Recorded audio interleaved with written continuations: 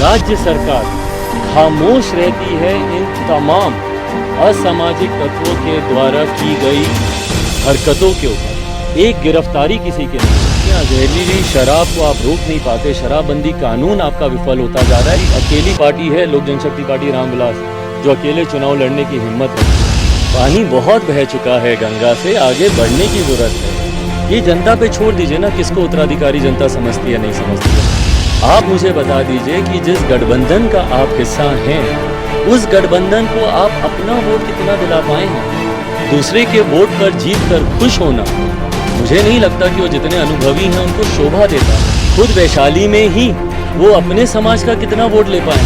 सिर्फ गठबंधन से मिली हुई जीत पर उत्साहित होकर अपने आप को उत्तराधिकारी स्वघोषित। एमएलसी चुनाव के नतीजे, भले वो गरीब वंचित वर्ग के लोगों के साथ हो रहा बढ़ता अपराध हो, या फिर जिस तरीके से राज्य सरकार खामोश रहती है इन तमाम असामाजिक तत्वों के द्वारा की गई हरकतों के ऊपर। एक गिरफ्तारी किसी के नहीं होती।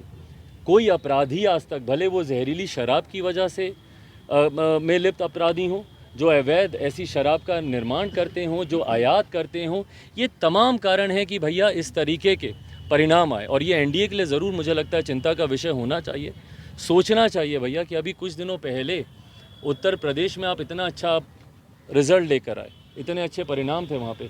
क्या कारण रहा कि उसका जो चीज़ कैरी फॉरवर्ड यहाँ बिहार में होनी चाहिए थी, क्या कारण था कि सिटिंग कई सीटें Bharatiya Janata party, Janata Dal United, NDA का गठबंधन सिटिंग कई सीटें हार चुका है।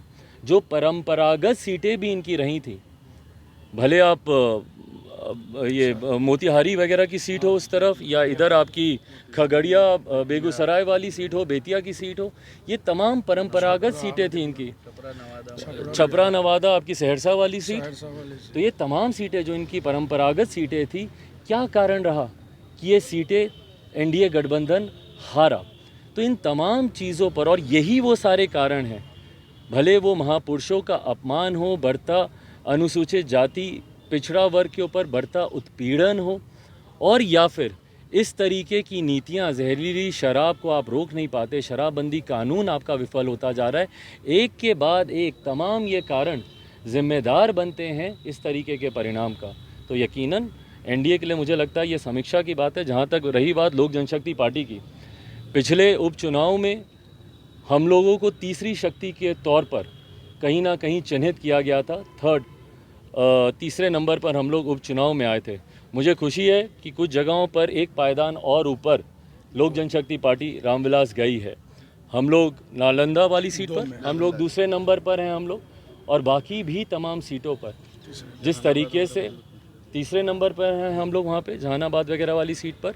तो जिस तरीके से लोक जनशक्ति पार्टी रामविलास का जनाधार हर बीतते चुनाव के साथ बढ़ता जा रहा है, लोगों का विश्वास बढ़ता जा रहा है। और भाई विपरीत परिस्थितियां, बार बार चुनाव आता है। अब मुझे नहीं पता कि ये संजोग है या कोई प्रयोग हो रहा है, मुझे नहीं पता, पर जिस तरीके से हर चुनाव के आसपास मुझे उलझा दिया जाता है, इस चुनाव में दुख है मुझे इस बात का कि एक दिन भी मैं कहीं प्रचार के लिए नहीं जा पाया।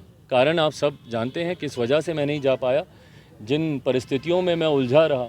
उसके बावजूद अगर जनता ने इतना समर्थन दिया है, और हर बीतते चुनाव के साथ जैसा मैंने कहा कि पार्टी का जनाधार बढ़ता जा रहा है, ये हम लोगों के लिए ज़रूर एक खुशी की बात है। और आने वाले समय में इसी राह पर चलते हुए, भाई अकेली पार्टी है लोक जनशक्ति पार्टी रामविलास जो अकेले चुनाव लड़ने की हिम्मत रखती है, और ना सिर्फ हिम्मत रखती है बल्कि हर चुनाव के साथ लोगों का विश्वास भी हम लोगों पे बढ़ता जा रहा है। और इसी क्रम को आगे भी बढ़ाते हुए अगले साल 1.5 साल जब तक मध्यावधि चुनाव नहीं होते, लोकसभा से पहले संभवतः होंगे, तब तक अकेले चलने की रणनीति पर ही लोक जनशक्ति पार्टी रामविलास काम करेगी। एक सवाल है चिराग जी की, आज आपके चाचा ने एक बयान दिया है और कहा है कि जिस तरह से वैशाली में राष्ट्रीय लोक जनशक्ति पार्टी की जीत हुई है, उस पर उन्होंने कहा है कि ये असली उत्तराधिकारी रामविलास पासवान के मैं ही हूँ, इसलिए जनता ने मुझे जिताया है। अरे प्रभु, अभी तक उत्तराधिकारी की लड़ाई पर ही वो बैठे हुए हैं क्या? पानी बहुत बह चुका है गंगा से, आगे बढ़ने की ज़रूरत है। ये जनता पे छोड़ दीजिए ना, किसको उत्तराधिकारी जनता समझती है नहीं समझती है। आप मुझे बता दीजिए कि जिस गठबंधन का आप हिस्सा हैं, उस गठबंधन को आप अपना वोट कितना दिला पाए हैं। दूसरे के वोट पर जीत कर खुश होना, मुझे नहीं लगता कि वो जितने अनुभवी हैं उनको शोभा देता है।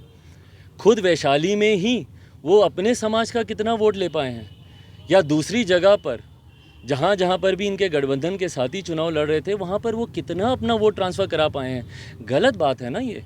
अगर आप एक घटक दल हैं तो सिर्फ दूसरों का ही फ़ायदा लीजिएगा, अपना आप कोई कंट्रीब्यूशन नहीं दे पाएगा, ये बात उचित नहीं है।